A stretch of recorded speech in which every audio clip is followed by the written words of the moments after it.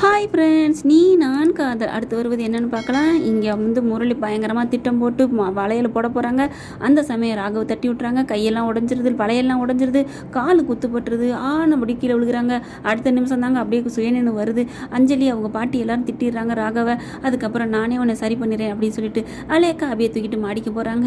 இங்கே முரளி செம்ம காண்டாராரு. டே ஏண்டோ என் அபியை குடும்பப்படுத்துகிற அப்படின்னு நொந்துக்கிறாங்க. ராகவ அபியை கொஞ்சையிலையும் சரி, பேசையிலையும் சரி, திட்டையிலையும் சரி, ஏண்டா திட்டுற, ஏண்டா கொஞ்சம் என் அபியா இப்படி தான் சொல்லிட்டு இருக்காங்க.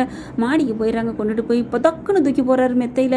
அம்மா அப்படின்னு சொல்லி விழுகிறாங்க. அபி, யோ ராக்கி பாய், ஜெயிலர் எதுக்கியா இப்படி மாடியில் தூக்கி கொண்டாந்து டொம்முன்னு போட்டேன், நானா என்னை தூக்கிட்டு போக சொன்னேன் அப்படிங்கிறாங்க. இங்கே பார், சொன்னாங்க கொண்டாந்து போட்டேன் அப்படிங்கல, ஏன் அப்படி நடந்துக்கிற அப்படின்னு சொல்லி பயங்கரமாக கத்துறாங்க. உனக்கு கொஞ்சம் கூட இதே இல்லையா அப்படிங்கல, சரி மருந்து வச்சுக்க அப்படிங்கிறாங்க.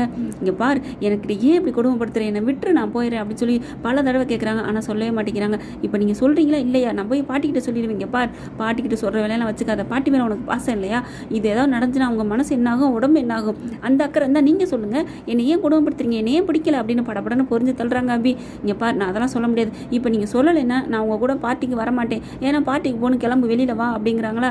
முடியாதுன்னு சொல்கிறாங்க. சரி போயிட்டு வந்து சொல்கிறேன் அப்படிங்கிறாரு. சொல்லுவீங்களா, கண்டிப்பாக சத்தியம் பண்ணுங்க, கண்டிப்பாக சொல்கிறேன் அப்படின்னு சொல்லிட்டு பார்ட்டி கிளம்பி போகிறாங்க. அங்கே போனால் சூப்பராக நல்லபடியாக நடக்குது பார்ட்டி. அங்கே அதிகமாக ஓவராகவே ட்ரிங்க்ஸ் பண்ணிடுறாரு ராகவ். இந்த அம்மாவும் அபியும் பாட்டு பாடுறாங்க, பாட்டு பாட சொல்கிறாங்க. அழகாக பாட்டு பாடினார். அப்படியே மது நினப்பு வந்துடுது ராகவுக்கு. அப்படியே ட்ரிங்க்ஸை நல்லா அடிச்சு போதை ஆகி மட்டை ஆகி ஒன்றுமே பண்ண முடியல, காரும் ஓட்ட முடியாது, அந்த கண்டிஷன் ஆயிடுறாங்க. அதுக்கப்புறம் நாங்கள் கொண்டாந்து விடட்டுமா அப்படின்னு ஃப்ரெண்ட்ஸ் எல்லாம் கேட்குறாங்க. வேணாம் நாங்கள் ஆட்டோவில் போய்க்கிறோம், காலையிலேக்கு வந்து வண்டி எடுத்துகிட்டு வந்துடுவார் அப்படின்னு சொல்லி ஆட்டோவில் வந்து எடுத்துக்கட்டும் அப்படின்னு சொல்லிட்டு கிளம்பி போகிறாங்க. போகிற வழியிலே மதுன்ட்டே வர்றாங்க. ஏன் இப்படி பண்ணுறான்னு தெரியலையே அப்படின்னு சொல்லிட்டு இங்கே ஆளுக்குமே தெரியாமல் ரூம்குள்ள கொண்டாந்து போட்டுறாங்க. போட்டுட்டு என்ன ஆச்சு அப்படின்னு சொல்லிட்டு எல்லாமே நல்லா பணிவிடை செய்கிறாங்க. அழகாக போற்றி விட்டுட்டு அதுக்கப்புறம் இங்கே என்ன திரைக்கு பின்னாடி ஏதோ இருக்குது அப்படின்னு சொல்லிட்டு உள்ளர பார்க்குறாங்க.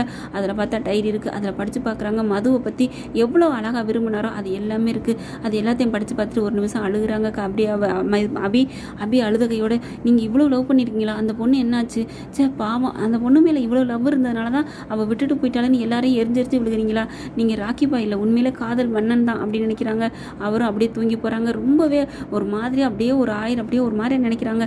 ராகவன் நினச்சி அவங்க மேலே இறக்கப்படுறாங்க. அபி, இங்கே பார்த்தீங்கன்னா ஆகாஷும் அணுவும் தான் சொந்த உள்ளுக்குள்ளே பெட்ரூமில் தாங்க அப்படியே அவரோட சட்டையை போட்டுட்டு நிற்கிறாங்க. அப்படி குளிச்சுட்டு சேலையெல்லாம் நனைஞ்சு போச்சுன்னு சொல்லி அதுக்கு போய் பார்த்தீங்கன்னா அவங்க ஏதோ கொரியர் வந்திருக்குன்னு ஆகாஷ் அம்மா உள்ளே வந்துடுறாங்க ரூமுக்குள்ளே. இவங்க ரெண்டு பேரும் காதல் மலை பொழிஞ்சுக்கிட்டு இருக்காங்க, பேசிக்கிட்டு வசனங்களை சொக்கி போய் நிற்கிறாங்க. அதை கெடுக்கிறதுக்குனே வந்து ஆகாஷ் அப்படின்னு கத்துறாங்க. என்னமோ இவர் கொலை குத்தம் பண்ண மாதிரி பயங்கரமாக கத்துறாங்க. அப்படியே பார்த்துட்டு அம்மா அப்படின்ட்டு அந்த உனக்கு கொரியர் வந்திருக்கு இந்தா அப்படின்னு கொடுக்குறாங்க. அதை வாங்கிக்கிறாங்க. பார்த்தீங்கன்னா செம்ம காண்டாகிறாங்க. என்னடி ட்ரெஸ் போட்டிருக்க, ஆகாஷோட ட்ரெஸ் எடுத்து போட்டிருக்க அப்படின்னு சொல்லல. இல்லை பீரோல் சாவி தொலைஞ்சு போச்சு, காணோம், நான் குளிச்சுட்டு வந்தேன், எல்லாம் சேலைன்னு நனைஞ்சு போச்சு அப்படி இப்படிங்கிறாங்களா. தேடணும், தேடாம உனக்கு எப்படி கிடைக்கும் அப்படின்னு அங்கே இருக்கிற ஒரு சாவி எடுத்துருந்தா இங்கே கிடக்கு, இதை பார்க்கலையா அப்படின்னு சொல்லி தூக்கி போடுறாங்க. அது சரி, தொலைஞ்சா தானே தேட முடியும், இதெல்லாம் ஒரு லட்சணமா, பொண்ணா இந்த வீட்டு மருமகளுக்கு உண்டான அறிகுறியே எதுவுமே இல்லை, நல்லா இனிமேல் பொம்பளையா லட்சணமா இருந்துக்கா அப்படின்னு செம்மையா திட்டுறாங்க. அம்மா அவள் என்னம்மா வீதியில வந்தா இல்லை ஹாலுக்கு வந்தாலா, ஏன் ரூமுக்குள்ள தானே இருக்கா, அதில் என்னம்மா தப்பு இருக்குது, அவள் போட்டா என்னம்மா அப்படிங்கிற. இங்கே பாரு ஆகாஷ், உனக்கு இப்போ தெரியாது, நீ இவளுக்கு சப்போர்ட் பண்ணுறியா, நாளைக்கு இவள் பண்ணுவாளுங்க, எல்லாம் உனக்கு ஆபத்து நடக்கும், அப்புறம் தெரியும் இந்த அம்மாவோட அருமை. அம்மா தயவு செஞ்சு போங்கம்மா, என்னை திட்டுற வேலை வச்சுக்காதடா அப்படிங்கிற. நீங்கள் அணுவை திட்டினா நான் அப்படி தான் திட்டுவேன். நல்லா சப்போர்ட் பண்ணுறாரு ஆகாஷ் இருந்துட்டு. அதுக்காண்டி அம்மா மேலே பாசம் இல்லாமல் இல்லை, அணுவை விட்டு கொடுக்க முடியாது இல்லையா, பொண்டாட்டி இல்லையா, ஆசைப்பட்ட பொண்டாட்டி, ஆசைப்பட்டாலோ படலையா, இருந்தாலும் தப்பு இல்லாதவங்க மாமியாராக இருந்தாலும் சரி யாராக இருந்தாலும் சரி, தப்பு பண்ணாதவங்களுக்காக நம்ம வந்து சப்போர்ட் பண்ணலாம் தான். என்ன பண்ணுறாங்க, அணு நீங்கள் கவலைப்படாதீங்க ப்ளீஸ், அணு விடுங்க, நீங்கள் போங்க அப்படின்னு சொல்லி இந்த அம்மா எப்போ பார்த்தாலும் புருஷனே தந்துட்டோம் கதவை சாத்திட்டு சேலை கட்ட ஆரம்பிக்குது. இதுங்க ரெண்டு இப்படி ரொமான்ஸ் பண்ணுதுகளே, இதுகளை எப்படி பிரிக்கிறதுன்னு சொல்லிட்டு மாமியால் மருமையான பிளான் போடுறாங்க. அதே மாதிரி அந்த பிளானோட தான் பார்த்தீங்கன்னா உச்சக்கட்டம் என்னென்னா, பூந்தொட்டியை தள்ளி விடணும் முரளி மேலே. முரளி என்ன பண்ணுறான், ஐடியா கொடுக்குறான், உங்கள் பையன் மேலே தள்ளி விடுங்க, தள்ளி விட்டு நீங்கள் எஸ்கேப் ஆயிருங்க, அப்படி நான் காப்பாற்றிடுறேன் உங்கள் பையனை, நான் ஒன்றும் ஆபத்தில் விட மாட்டேன். அதுக்கு காரணம் எல்லாமே இந்த அணுவோட ராசி தான், தன்னால் பூந்தொட்டி விழுகுதுன்னா அதுக்கு என்ன அர்த்தம் அப்படின்னு நம்ம சொல்லி பிளேட்டை மாற்றிடுவோம் அப்படின்னு முரளி ஐடியா கொடுக்க, அதே மாதிரி மேலேருந்து தட்டி விட்டுறாங்க சுந்தரி. பார்த்தீங்கன்னா அவங்க தலையில் விழுகங்காட்டிலையும் முரளி காப்பாற்றிடுறாங்க.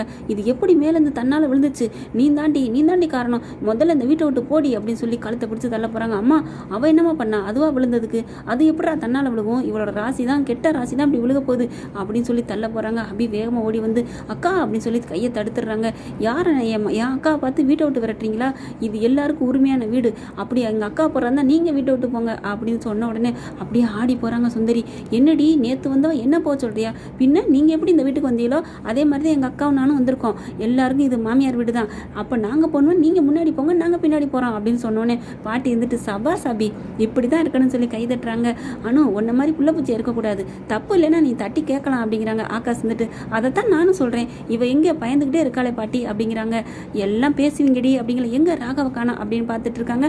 ஓகே ஃப்ரெண்ட்ஸ், பார்க்கலாம் என்ன நடக்க போகுதுன்னு. உங்கள் பொண்ணான கையில் ஒரு லைக்கை போட்டு சப்ஸ்கிரைப் பண்ணிடுங்க. Thank you friends.